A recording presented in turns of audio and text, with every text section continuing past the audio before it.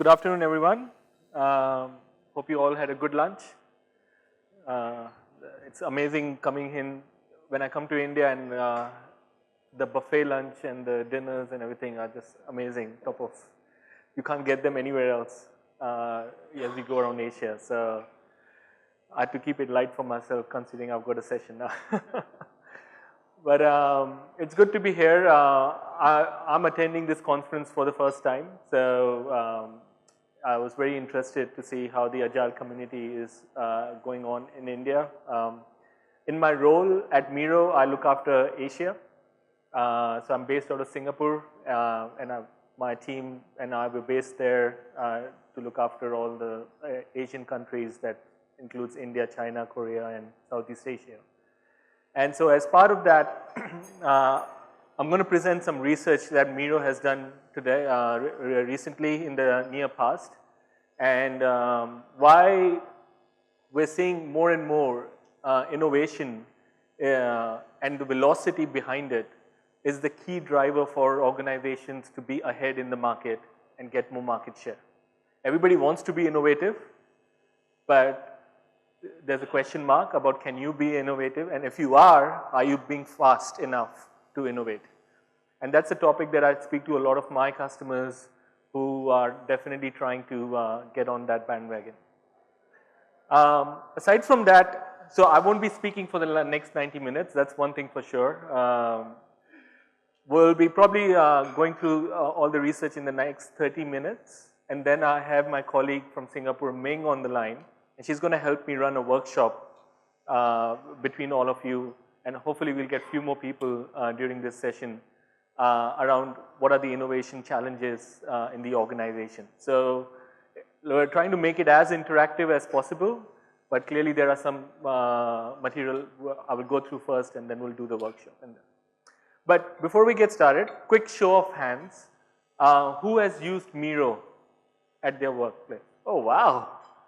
Jeez, it's good to know, overwhelmingly, and I never go into any meeting where people say we don't know anything about Miro, like it's just ubiquitous around the community.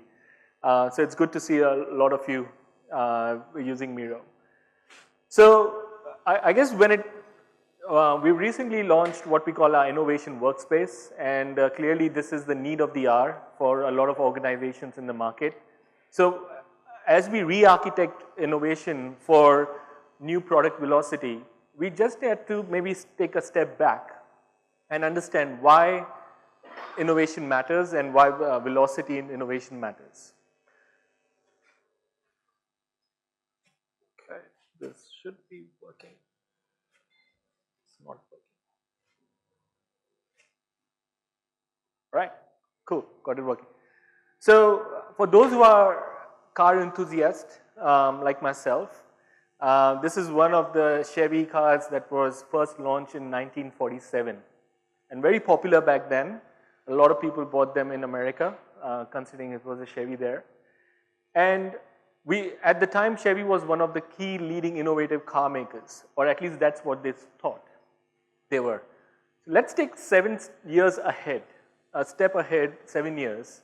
And let's see how those cars look, because clearly they are innovative, so should be really looking nice cars, right? And so that's Peugeot 203, and that's 7 years ahead in time. Do you see any difference between the two? Not much, right? Clearly the cars are more or less the same, and you can't really find any difference in there, although organizations would feel they've done some innovation within them. In there, but from the outside, clearly not much difference in there. And that actually happened in India also. For people in India, you would remember this car, Ambassador, back in the 50s was rolled out. It stayed exactly like it is for almost 30 years. And literally every manufacturer copied each other with the same design functions and the car that they were making in there. However, then came the Chevrolet Bel Air, and this is in America. This went through a massive craze period. The car was a resounding success. As you can see, it has a completely different model to what the previous models were in the past. And one of the key reasons why they had such great success and clearly looking like a butterfly kind of cars is they innovated the car in a very different manner. And I'll walk you through that in a quick minute. But ideally, the car was all about nothing to do with horsepower, what's under the engine or what's under the hood, for example. It was all about how nice it looks, like it, you could drive it really well like a bird, for example. Or, what's the engine color or the inside colors are of the car. And it came with all these different kind of innovative features back then, air conditioning, having chrome fins, small V8 engine, which was pretty small back then, and all these things that were really not available in other cars, but this car really took the cake and took the largest market share in there. And this was done by a guy called Ed Cole at Chevrolet. Ed Cole, at the time, came up with this whole car from concept to design to production in 22 months. So we looked at an example earlier where we had the cars going from over 7 years, same model, same look and feel. Most manufacturers were doing the same thing. And here we have Ed Cole coming in and saying, you know what, I'm just going to redesign the whole car and build it in 22 months. So if we look back and see what Ed did to make it happen in 22 months and deliver this car, he actually reinvented the whole production cycle of going from a concept to delivery in there. There was a clear vision set up with goals. There was a clearly team committed in terms of how they want to approach this.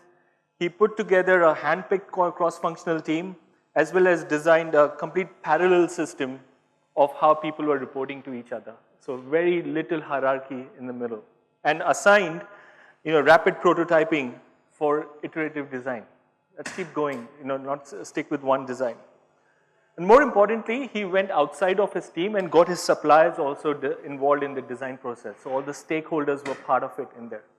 And that whole parallel development process remained with Ed until he actually left Chevy. And Chevy was back then the #1 car maker in the world through this process. So he removed all the hierarchy, clearly compartmentalized every single major part of the car and let the stakeholders take decisions on that. Unfortunately, Ed left in 1974, and this is what we got back in 1986. A car that took more than 5 years to build at GM. And pretty standard car, I would say, back then. But clearly, with Ed leaving the company went back to its roots of taking a lot of time to build a product from a concept to delivery in there. However, today, we're seeing a rebirth of within, not only in this industry, automotive industry, but in every industry, about how quick iterative design and development processes are allowing organizations to come up with new and innovative products. In this case, the Chinese car makers are doing and taking a biggest market share, which is probably why there's so much noise in the market about how the Chinese car makers are taking the largest market share of the EV car model, because they are coming up with new cars every 2 years with new designs, new functionality and everything. And they are actually following the whole Ed Cole model of very little hierarchy, decision making with different teams, and iterative process, prototyping and building it in there. Same thing is happening across all industries. You don't have to look beyond automotive, whether it's entertainment, aerospace and construction. So I think as you look at this content, ask yourself in the organization you're in or the industry, are you driving innovation or is your organization driving innovation? And more importantly, is it doing it with velocity? Because it's okay if you build a car in 5 years. Back then, it's not okay today. Because you won't survive as a car company if you take 60 months to build a new car in there.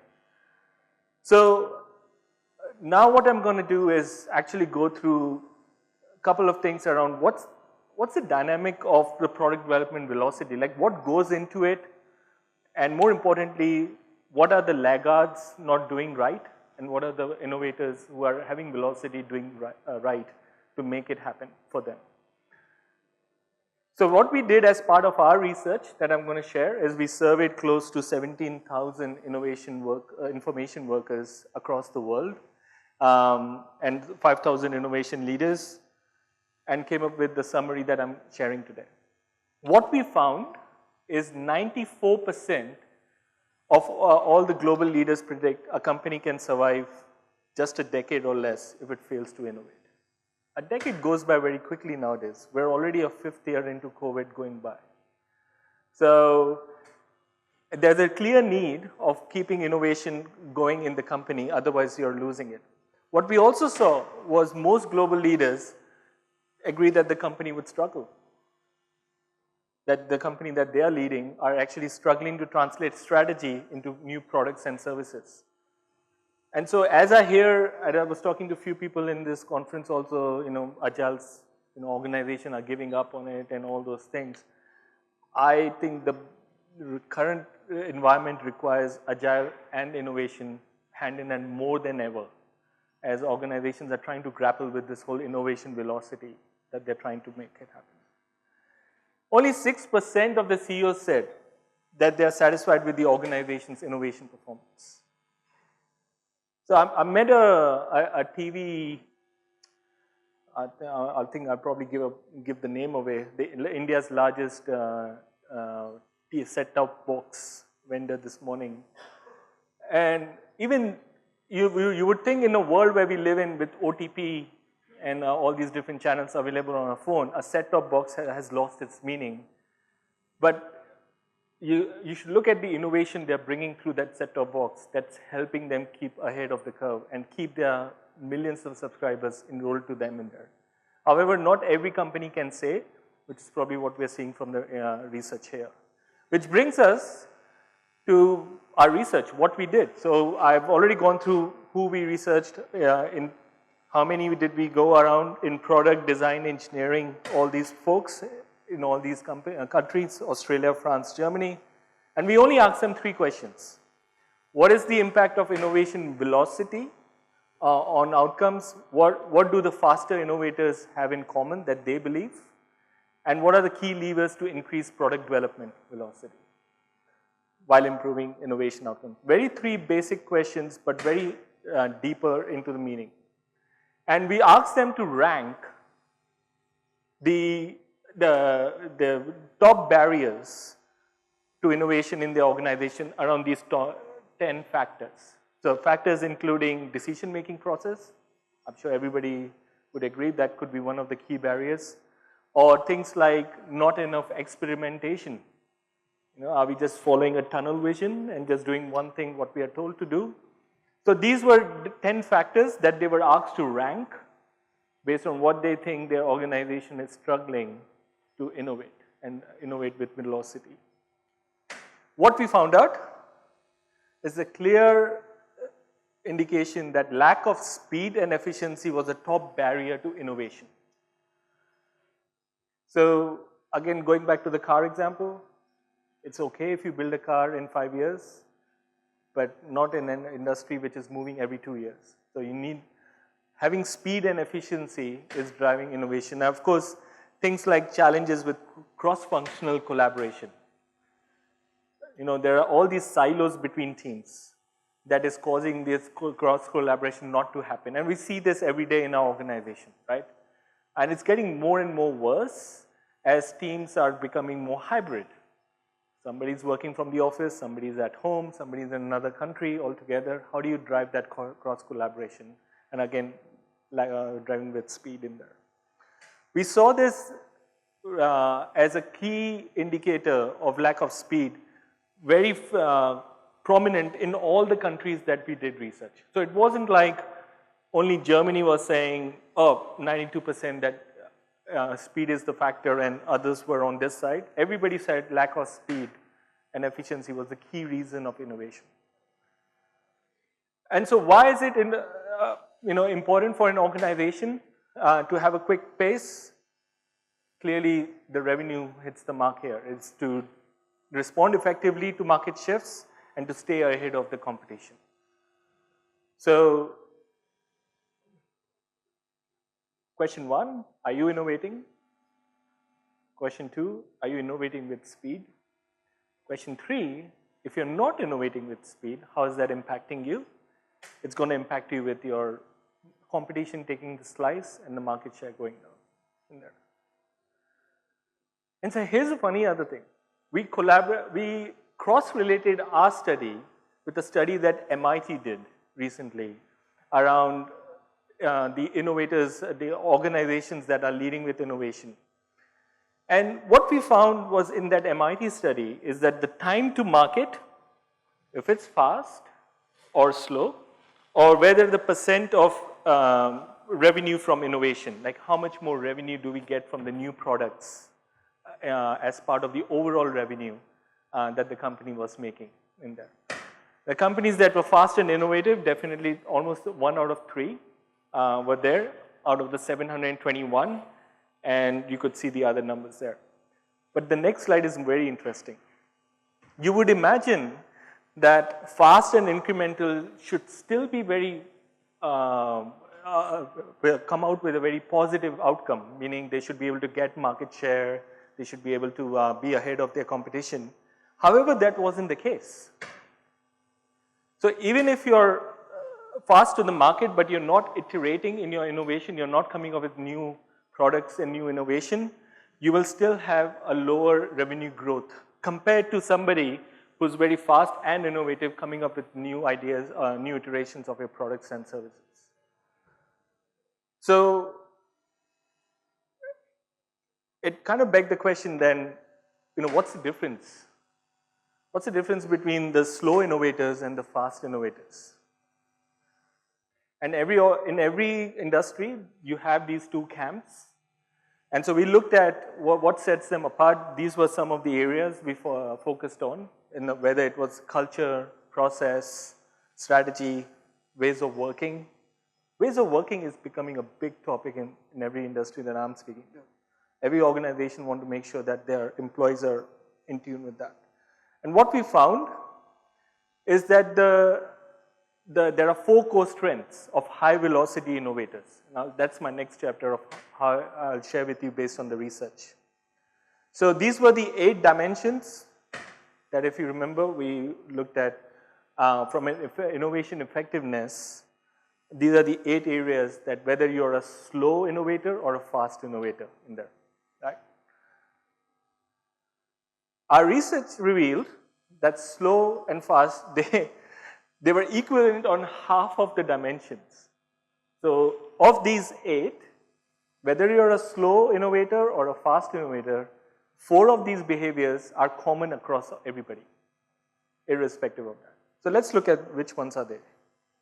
So whether you're a customer-centric organization, everybody likes to call themselves customer-centric. I'm customer first. Whether you have good communication with your stakeholders, whether it's customer internally, roles and responsibilities being laid out, everybody knows what they're doing, and you're iterating on your product, it doesn't make you a fast innovator, because even slow innovators capture doing the same behaviors and doing that. So what are those other 4 that the fast innovators are setting themselves apart from? First, strategy. The fast innovators have a clear strategy, they have OKRs, they understand which direction they're going in, and they get buy-in from everybody on that strategy. And it's not just the core team that has a strategy, they make sure everybody else is involved. And so information workers, as you can see, at faster companies are more than twice likely to say they have an aligned share goal, share strategy on this in there. So as leaders in your organization, make sure you have a clear vision and the strategy in place, and everybody understands that. At Miro, we have what we call our OKRs, and at the very start of the financial year, the leadership makes all effort that every employee knows what those OKRs are and allows us to align our work to those OKRs So the organization is moving in the same direction. Funny bit is here that faster innovators, if you have an inconsistent strategy or an unclear strategy, you tend to be a much more slower innovator in there. And also if you have lack of shared vision or goals, there is 20% more chance you're a slow innovator in that. So clearly these dimensions matter. Next, technology. Now I'm not putting that there because I work for a technology company that helps collaboration, but it is one of the clear drivers that came out of the research in there. Having the right technology to collaborate with your teams, to make it efficient for them to come together is essential to make sure you are driving fast innovation in there. And the proof is in the pudding. With tools and software, you're more than 189% or 3x more in terms of your faster innovation. So more and more in organizations, they are starting to look at, and I believe COVID was the biggest enabler of this, is how do we have a collaboration stack? Just like we have our ERP, just like we have our CRM, all these applications, what's our collaboration stack that makes sure that all our teams are coming together in there? So that's becoming a big topic. The second most important factor was collaboration. So actually driving a culture of collaboration within the organization, removing those silos between the teams and actually doing the collaboration in there. So what we found here is that 28% of all those information workers show in the fast innovating companies said that collaboration is a core value and a behavior. Meaning it's not just something that they say they're going to do, it is part of their behavior. And you might ask yourself, what does that mean? Like, do I just go and stand to the person sitting next to me and say, I'm collaborating with you? That's not the case. So it's more about how every initiative, every project allows stakeholders to come together and have different ways of engaging with them. Whether you're doing sprint planning, whether you're doing PI planning, or just setting up strategy workshops, it all helps. Last but not the least, the fast innovator companies tend to have a defined way of working in there. They make sure, and this is becoming very prominent in the organization, is everybody understands what's the ways of working in the organization. What that means is that organizations that have that defined tend to have quicker pace of innovation by almost 2.5x. So as Agile coaches, you are in the center of actually driving what's the ways of working for an organization in there. And so if an organization doesn't have that, it becomes a problem. There are some critical drivers that go below that in terms of how you enable ways of working is early alignment and expectation setting, goes without saying. Have your OKRs ready, have your business values put in place.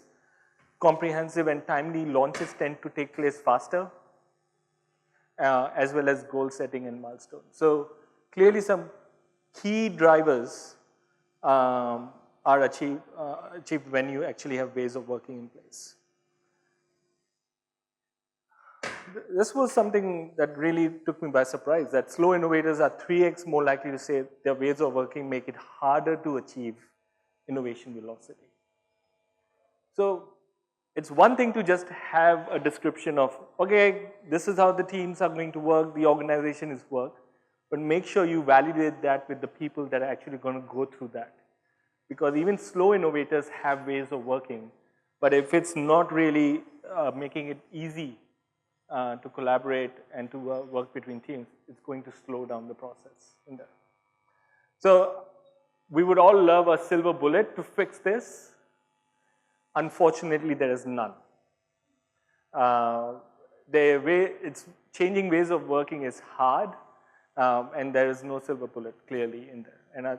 And organizations are now starting to invest in people who own the ways of working program so they can work with teams and stakeholders to iterate this process. Dom Katz works at Miro, and he's a very key contributor looking at every function about how we can work more collaboratively, and somebody that really makes an effort on that. Lastly, chapter 3 is a framework of, what's the framework of faster product development? So we went through a couple of chapters about what is the difference between the slow and the faster innovator. Then we saw what are the key areas we should work upon to become a faster innovator.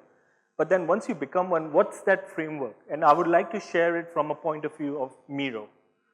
This wasn't covered as part of our research. The research was the first 2 chapters. And so there is a process to the madness here, which is the discover, define, and deliver. Everything that the organization can do can follow this process. Let's discover the idea, define it, and deliver on it in there. And while doing so, we want to make sure that it is driving time to market faster, it is coming within cost and budget, which is important, and there is engagement within the teams and a higher employee engagement out of this process in there. You take any initiative, whether you're doing a HR strategy of onboarding and offboarding, what's the discovery phase? How do we define that problem now? And then what do we need to do to deliver on that? And it's an iterative process on that.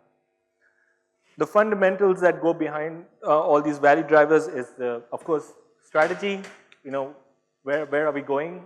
What's the end result? How we will drive collaboration and customer centricity, learning velocity. We'll come back to that in a minute.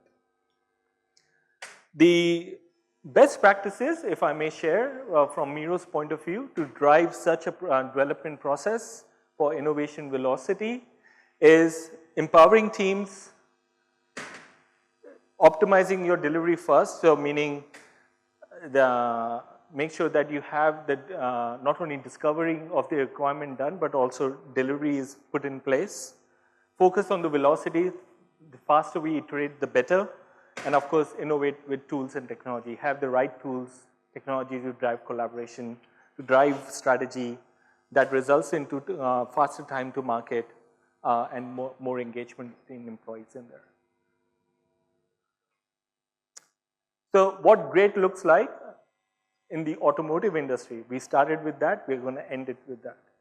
Today, if you look in the automotive industry, Mercedes is leading by far in terms of how to actually be a fast innovator. Now, of course, we looked at the Chinese companies, they're doing equally well, but they are nimble, they are so small compared to Mercedes, which is a behemoth as we know.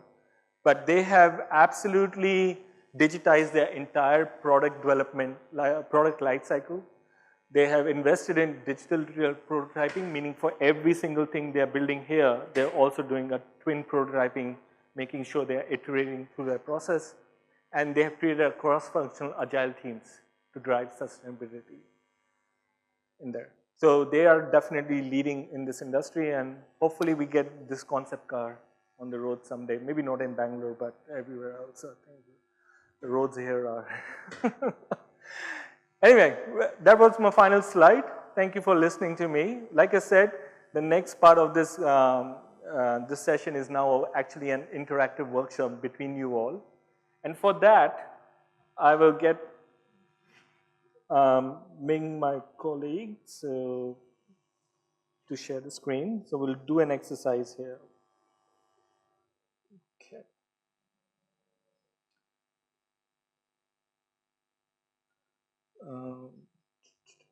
Just 1 second.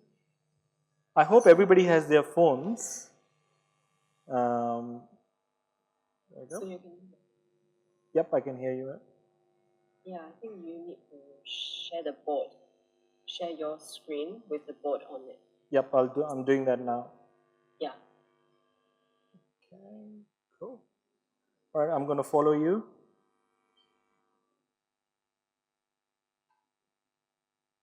Cool. So there are 3 steps to this workshop today. For those who are sitting alone on a table, maybe you may want to join a team or a table with that.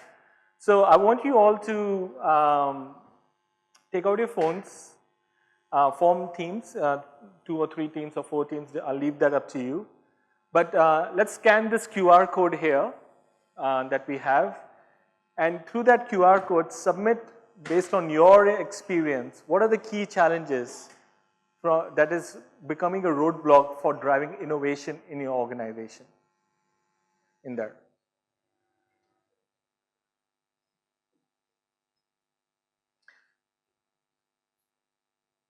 So, Ming, if you could just scroll up, yeah, there we go. So, share any key challenges that lead to innovation roadblocks. As you're doing that, they will start to, those challenges will start to appear here. You've got 5 minutes to submit as many ideas as you like. Yes, sir.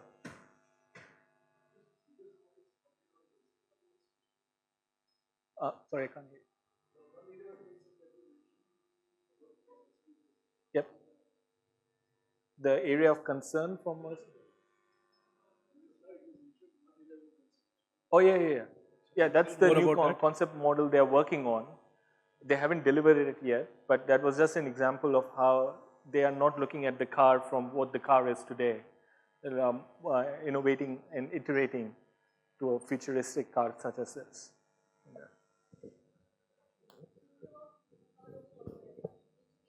Yes, it doesn't have to be about your organization. It is just based on your experience.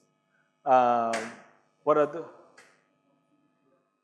Oh, you want the QR code? Ming, if you can scroll up a bit to show the QR code. Actually, you know what? What I'll do? I'll do this. There we go.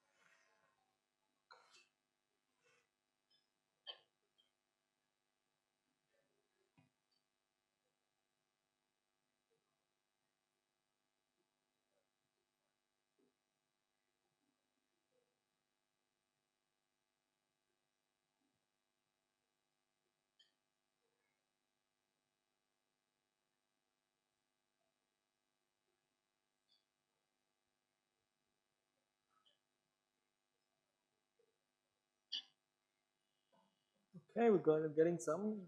Not sure what green means, but fear of failure, red tapes,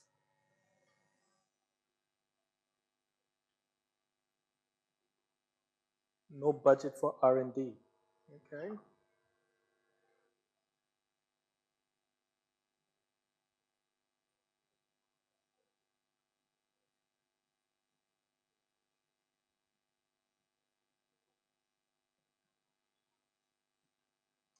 interesting ones. Right people, red strategy.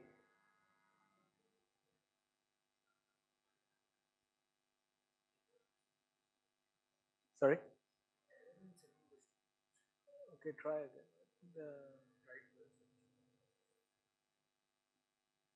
Can you scan again? No. Seems like it's still coming in. Bureaucracy. Yeah, well, that's a big one.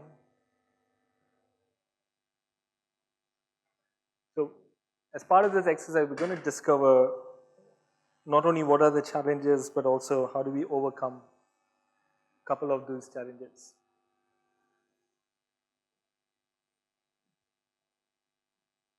Okay, we just got 1 more minute left. Any last minute thoughts?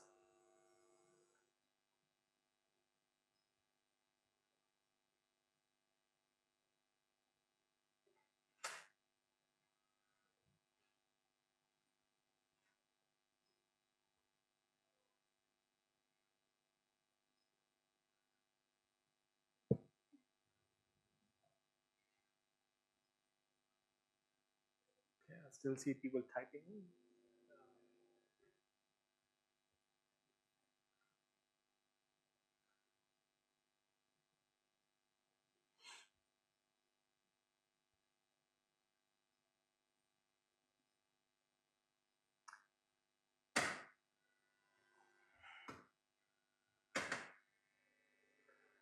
you want to maybe take a table? I think the next part is a bit of this group discussion in there. Okay, Ming, I think we're done. We can stop the timer. And let's maybe take all these challenges and do a quick analysis on what are the key themes of these challenges. So, all right. So we've done a quick summarization on that. So let me just follow Ming. So I can, there we go. Cool. So the key themes are leadership, team dynamics, some challenges and organizational factors, and a couple of things that are uncategorized, such as ways of working, other things. So clearly leadership and team dynamics are standing out. And also I would bucket maybe lack of vision, lack of clear vision into leadership. So Ming, if we can move lack of vision, lack of clear vision into leadership, no budget for R&D, we can keep it in organizational factors.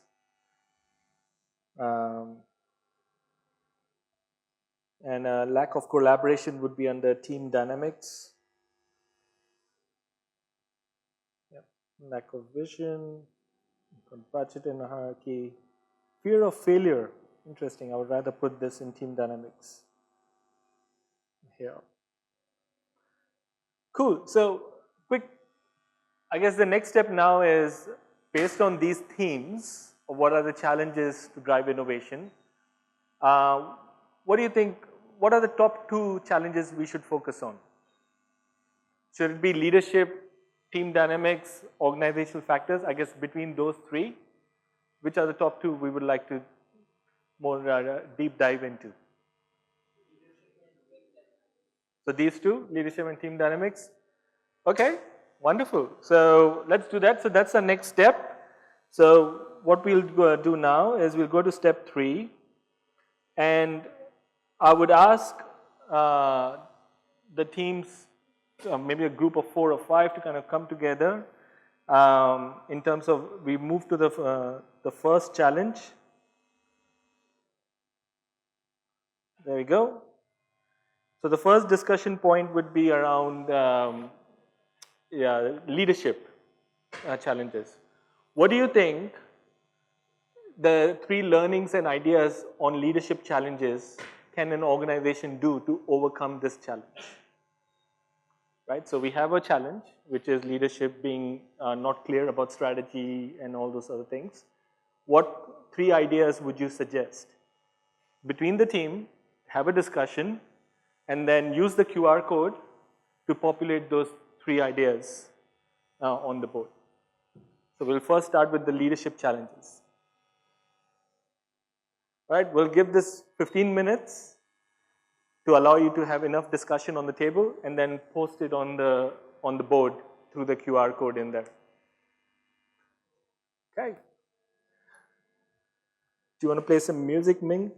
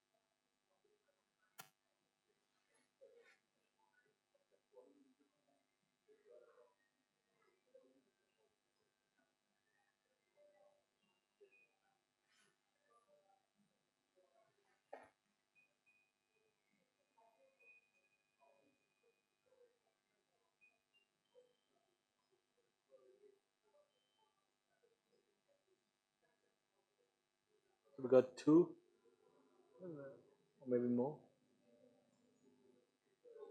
One, quite a few.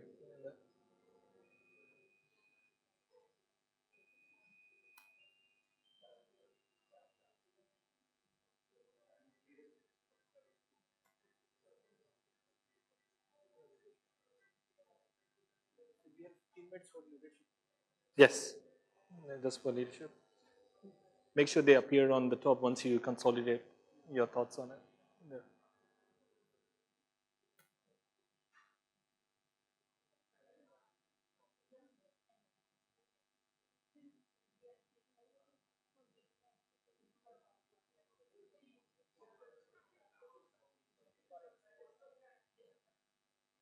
Oh, quite a few notes.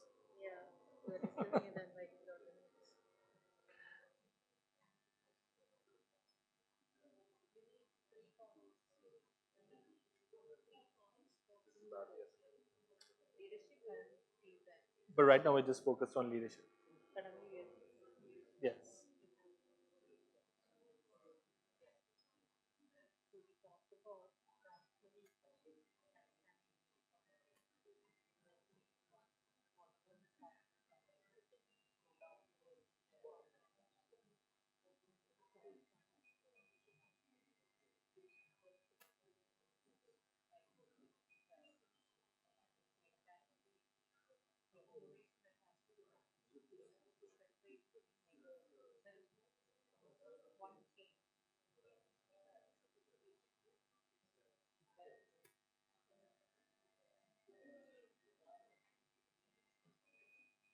Yeah.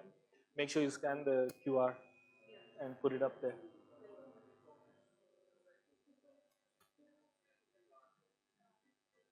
Hmm.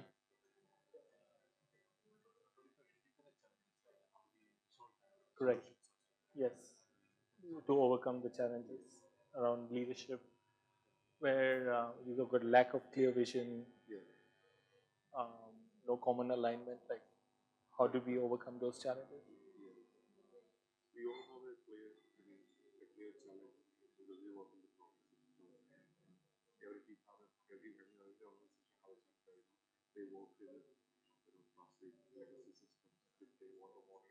Correct. So they're not able to give the right technology to drive innovation faster, which is going to make them become a slow innovator rather than a faster innovator. Yeah. Yep. Existing one, which is always the battle. Yeah.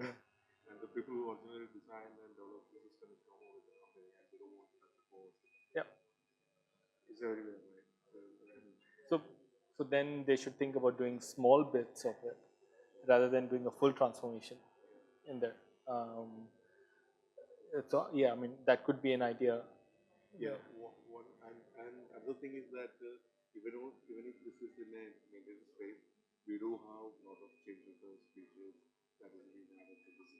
Yes.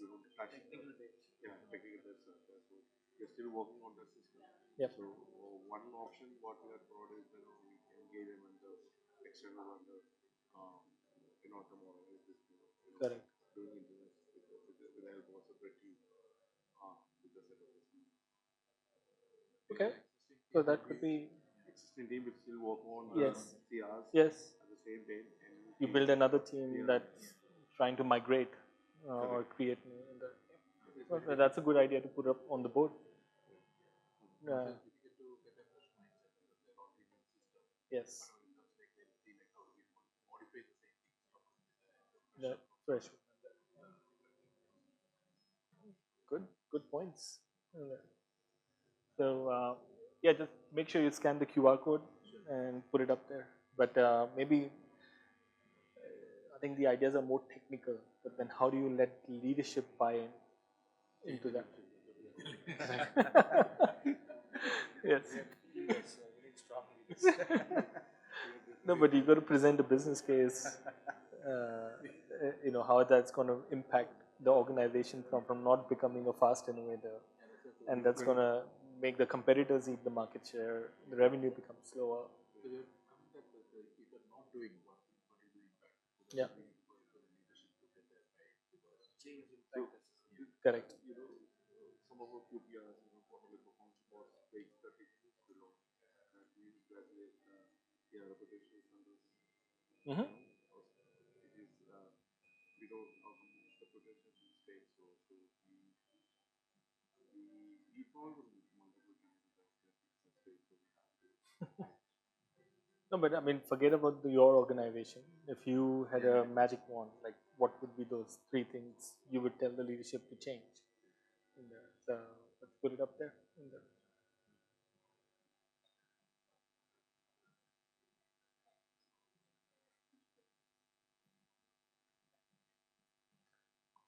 Oh, we got our very first sticky.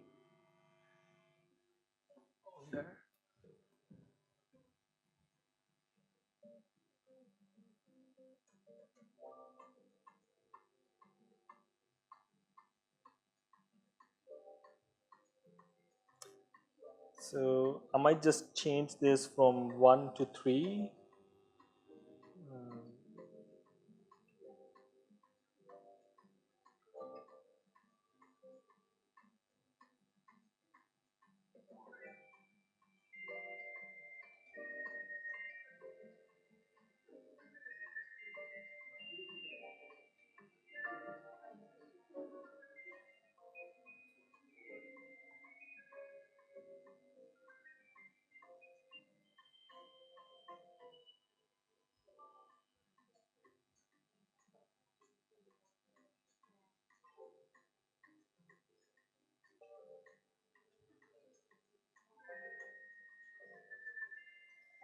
Okay, we got 5 themes, so we should have around 15 ideas.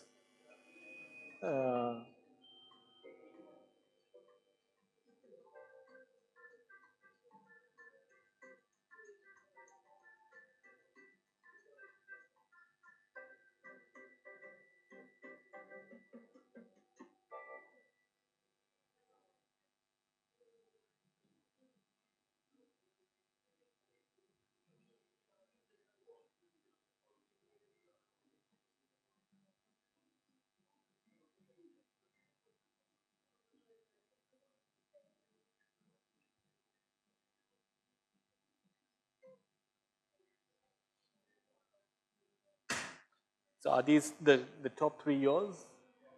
Are the green ones? Okay.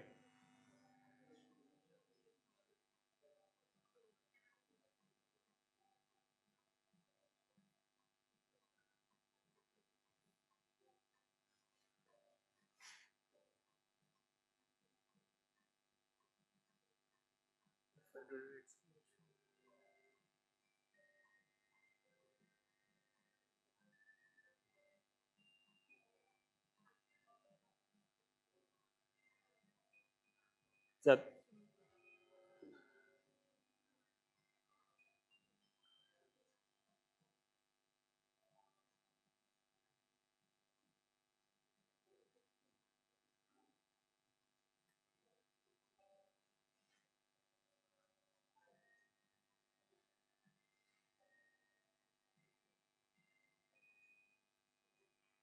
Okay, we've got just over 3 minutes left. Has everybody completed putting the notes up there? Okay, maybe we can stop the timer now.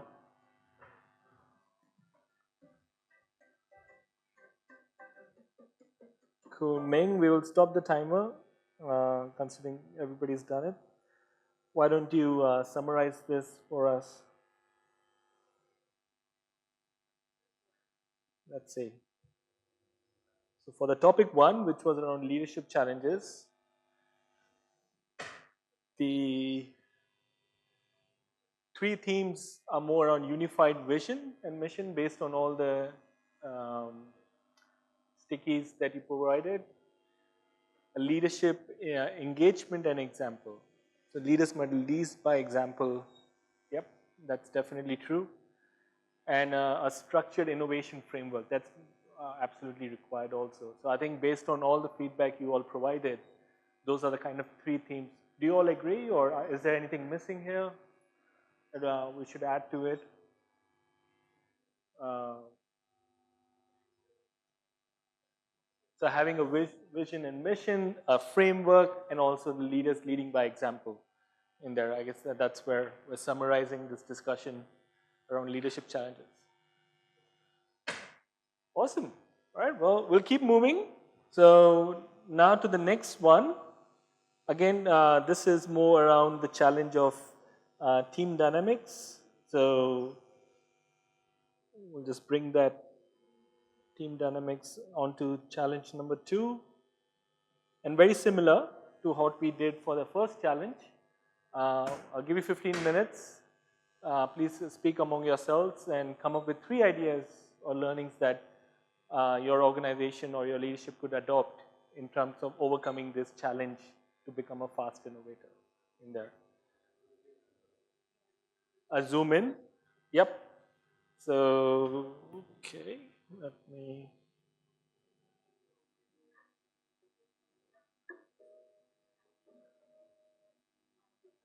I'm just going to make this bigger. Yep. Is that good? Yep. All right, so just scan the QR code when you've got your ideas to put it on the board. In there. So second challenge is team dynamics. Now this actually comes down a level, 1-2 levels down from the leaders into the actual teams you're working with. How do you drive a culture of collaboration and innovation? The fear of failure, that's a big one. I think a lot of teams don't want to take that plunge unless. But how do you overcome that? How do you drive a culture where there's okay to fail?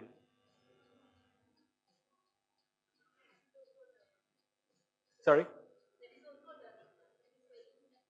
Yes. It's okay to fail, yeah. And you learn from it there. And not enough time, I think we all can agree to that. But, but then how do you drive, if you don't have time, then how do you become creative and drive innovation?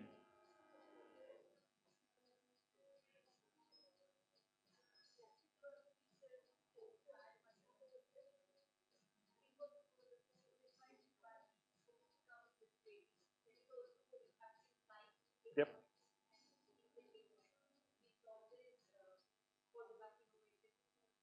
Yeah, so how do you overcome that? I mean, if you had a magic wand.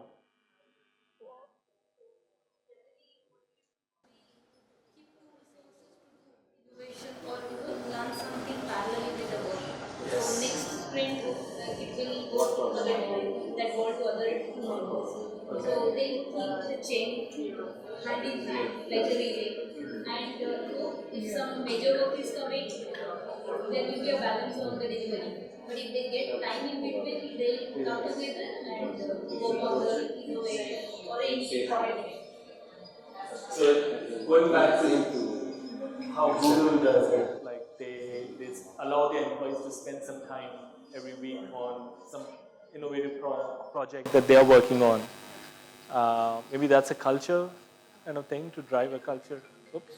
Well, she does have bad timing of calling. So,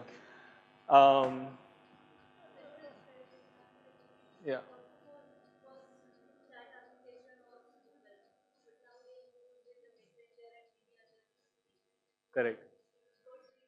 with the ongoing development and how R&D is getting into their industrialized applications. Okay. They are channelizing their product towards these innovations. Even Okay. now the AI, what we heard from Sundar Pichai is they are working on this AI refineries or agentics 8 months back, which was 85% complete. Oh wow. And now they are industrialized. So these are the good things to learn. Yeah. So it was like a mini project, personal project, or of a team or something, and then it became more mainstream. Okay. So do you work at Google or you heard from? I heard from you, Sam, Oh, in the Nissan. videos. So, But that was a common yep. sharing across the social media about his page. How they came up with that. Like summit happened in France, I was seeing by labs. Well, that was Sundar Pichai trying to sell to everybody that Google is leading AI. We already know what we're doing. You know, clearly, they are not leading. Just they're a laggard right now. But yeah, and also maybe like this one, right? This to me is the biggest thing nowadays. When you have teams all over the place and people working from home, it, innovation does slow down. Um, but I guess then how do we overcome that, right? I mean, uh, we looked at those four behaviors, right? That fast innovators have.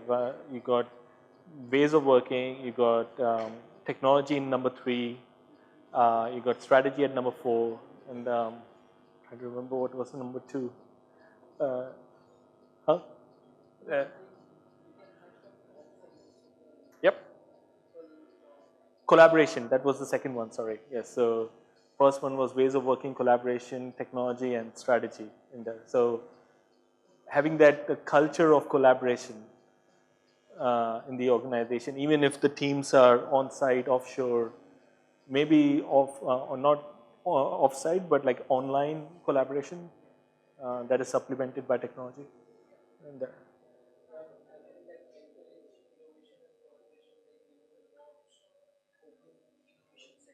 yep, yep,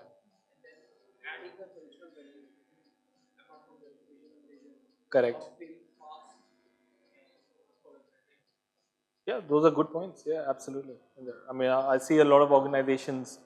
Um, they come up with, you know, Happy Fridays, like all these different themes to keep the teams engaged. And I think during COVID, everybody went through that cycle, but it kind of died down. But then that's resulting into less collaboration. You got to bring it back again.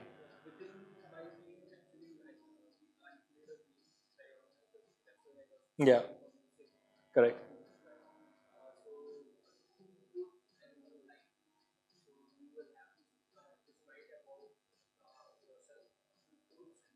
Yep.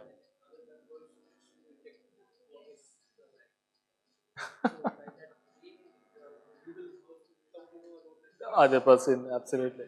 And good points. I think team dynamics are very critical. Yeah.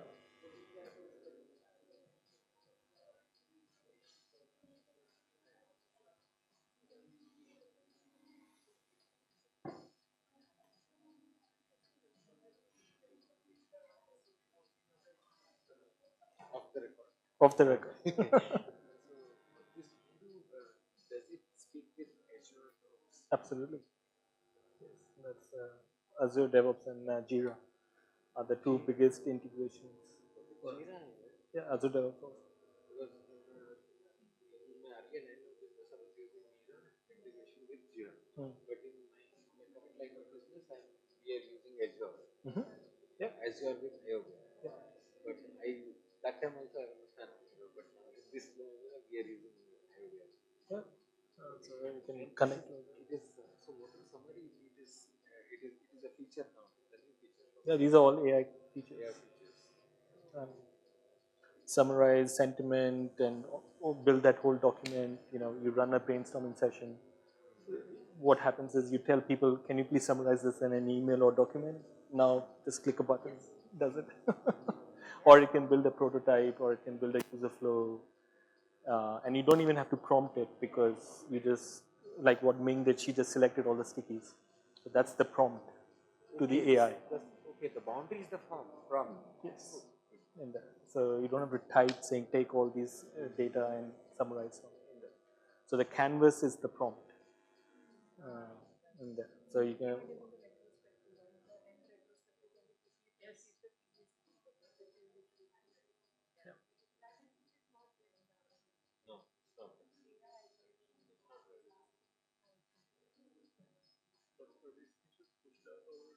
Yeah, everybody's got it.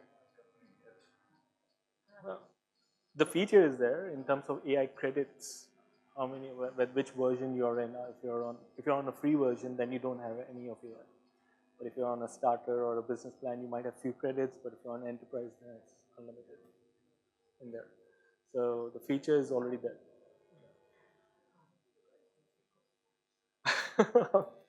Happy to speak to you after this session. My consultancy division took it actually. Okay. And they are very finicky that okay, we'll give it to you. All the things they were using. This one I use also for Bank of America. There also they were using. Okay. Yep. No, So but we did a lot of plans for strategic planning with and the consultancy division which I worked in TCS extensively, and they could save it actually. Yep. That's the biggest plus point.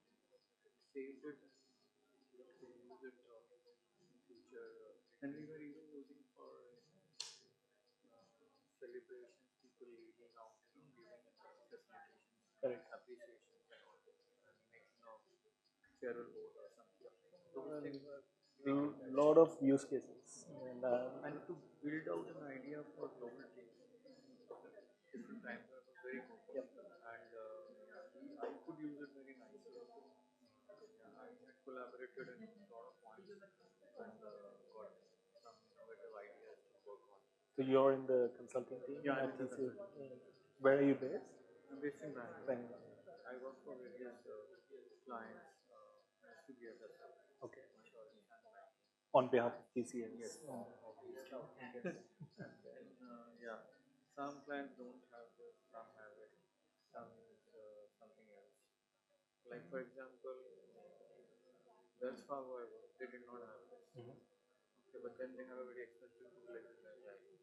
They had expensive license, but they didn't have it. They didn't know how to. They could have used this. They were doing the retrospective, or what is it called? Yeah, they don't have a tool to do retrospective. This was could have been used. Yeah. Then I told them you can use this one, and probably they bought in something similar to this. Yeah. Okay. They were doing. They were. There's a there's a there's a what is it? Communication tool like chat, like Slack and all. Like similarly, they had some what is it? So they used Teams, something not Teams. It was like a communicator. They used the whiteboard for that for doing the retrospective. Yeah, I mean, But this was very good. I used this one in my latest one. yeah. I would save them, then I put down, I put the thumbs up, and then I told them I put up the action item later, and then publish it into PDF. Nowadays, you don't even have to publish to PDF. Like you can create a doc and everything. But happy to do a workshop with your team if you want to show them what else could they be doing on this. That license was expensive actually. I don't know. What was that? The one which the company had a lot of variants.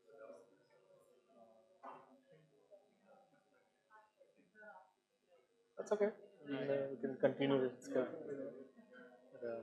Yeah, happy to chat. I think we got 2 minutes. Right, we got just over 2 minutes left. So if you want to put your ideas and learnings up there. Have we done it? Yep. Okay.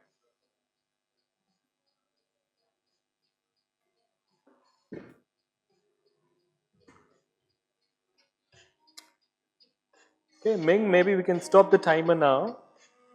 Um, and let's summarize, or can you zoom in? There we go. And summarize all the key learnings.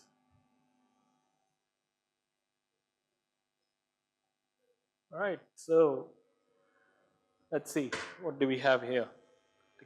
Three themes. Yep, let's zoom in a bit. Psychological safety. That's a big one. I think we spoke about that. One of the tables, building a culture of trust and confidence. Yep, there you go. Thank you.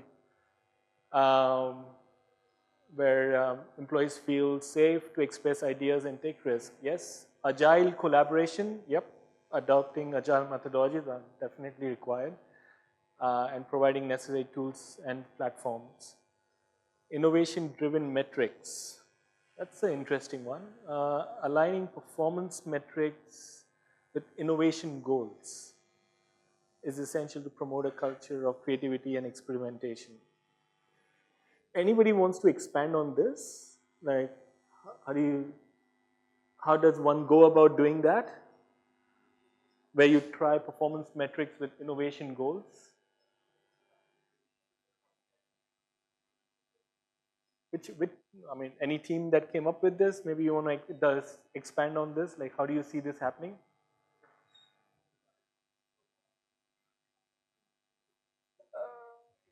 Okay, probably.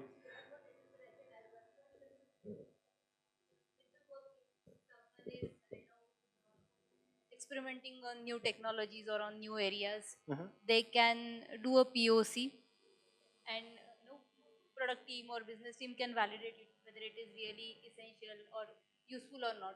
Basis on that, they can get some rewards point or performance. Okay, so basically running things like hackathon or Correct. um, giving people time to go and try on side projects. Correct. So the small things like now Copilot got introduced. So Yep. how much it is saving the efforts, how much productivity is getting used among the developers plus testers plus business analysts, so they can meet the targets in a better way.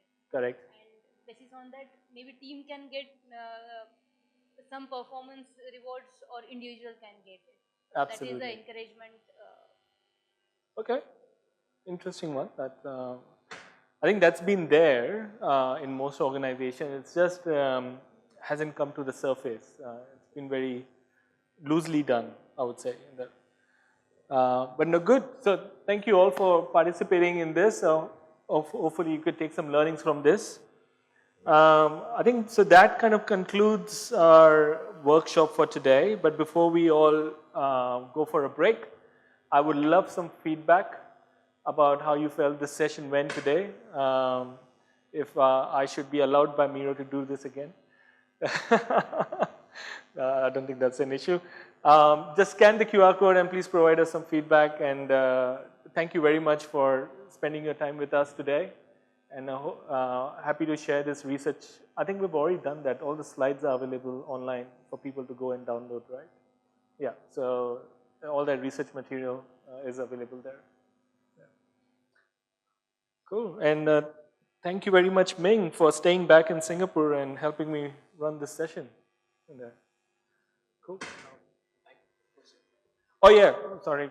Uh, uh, Anybody got any other questions for me? I can help you with that. I think I've answered a lot of questions while going along the tables. But if not, I think we can break. So, as we know, Miro's competitors are way behind Miro. But I just want to know from your experience, what is one of the biggest challenge, and also what is one of the biggest opportunity you see for Miro? For Miro, what is the biggest challenge and the biggest opportunity?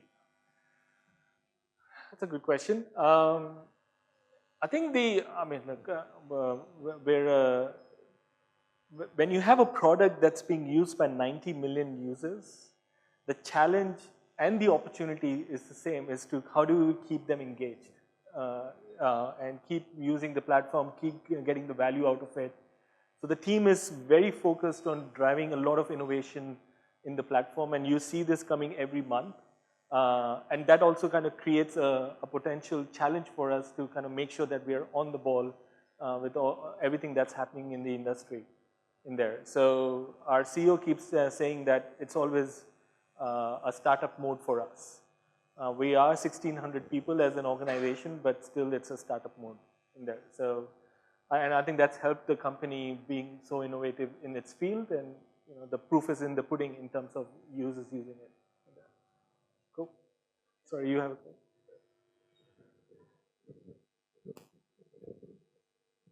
During COVID, I chose between Mural and Miro, and I chose Mural. Can you convince me to switch? What would be the arguments? Well, okay, I'm going into a sales pitch mode here. So Mural is a great technology. They are definitely one of the key players in the market when it comes to brainstorming and collaboration. And ideally, that's what Miro was also built for, and people used it for. But over the years, a lot of people have kind of gone down the path of running these brainstorming and workshop sessions, and then going into a black hole of how do we now define this idea?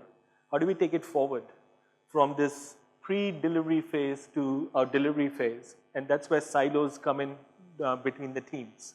And so Miro has transitioned its product now, and that's why we call it the innovation workspace, because you can run that entire discovery, definition, and deliver process on the same Miro canvas, rather than having to take something from Miro, put it into a Google Doc, take it from a Google Doc, put it into a Jira. You can run it all on the same canvas. Mural, in my experience, is still in that first phase of discovery and doesn't have the capability to run it all across till the end through the definition and delivery phase. And so it is a great tool for collaboration and brainstorming, but I think that's where you kind of get stuck in that. So that would be my pitch in that. Cool. Another question? Yeah. Okay. On the AI front, Yep. what are you guys currently working on? The Miro? On the AI front, what are we working on? In fact, there is a webinar happening on April 3rd, 11 a.m. Singapore time, where it's going to get launched. Like, we will share more about the AI that already is in the product. But our approach to AI is very different to how other applications are getting to.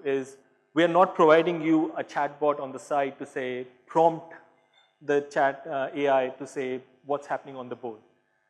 Like you saw, we have this, we did some AI while we are doing the work, right? So you've got the session happening, you click a button, it summarizes it. Or you create a document. There is capability to create an AI. Okay, while I'm here, might as well do this. So this button here kind of allows me to now basically create a prototype based on certain requirements that I might have on the board as my stickies, and say, build me a prototype. So that's one. Or it can build a flow chart or an ER diagram. But the idea is you're not telling the AI what to do. You're feeding the AI with all the knowledge that's already been discussed as a brainstorming session in there. That's one part of how we are assisting through AI in there. The second is actually then doing on the delivery side, which is to integrate with tools like Azure DevOps and others, and using the power of AI to integrate bidirectionally with them in there. So lots more to come. It's really helping them. Now, one last thing, if I may just say on the AI part, because a lot of organizations that I talk to say, we don't want Miro to use our data for their AI. And so we have what we call bring your own AI. So you can plug your own Copilot or your own OpenAI or Gemini into it. So Ming probably heard me what I was saying. So here you could say she's created a prototype of the app by just giving a simple prompt to the AI engine. And so imagine coming up with this prototype after you've done a brainstorming. Today, without Miro, you'll have to tell your design team, can you use some tool like Adobe or Figma to kind of build a prototype? They'll come back to you after 4 to 6 weeks showing you what's done. The boat has already sailed. But here, before you break your brainstorming session, you say, hang on, thanks for all that stickies and everything. Let's see what the prototype may look like, and you can start working on it right away with the users and come to a 90% development point and then take it to the design team in there. So that's one of the many AI capabilities we've launched in there. Yeah. Cool. Any further questions? Nope. All right. Look, I'm happy to talk more about Miro after this session. If I've already had one person asking for pricing, so happy to talk about that. But thank you very much for your time today. I hope you enjoyed it. Thanks, Sunil, for that wonderful session. I appreciate your coming here.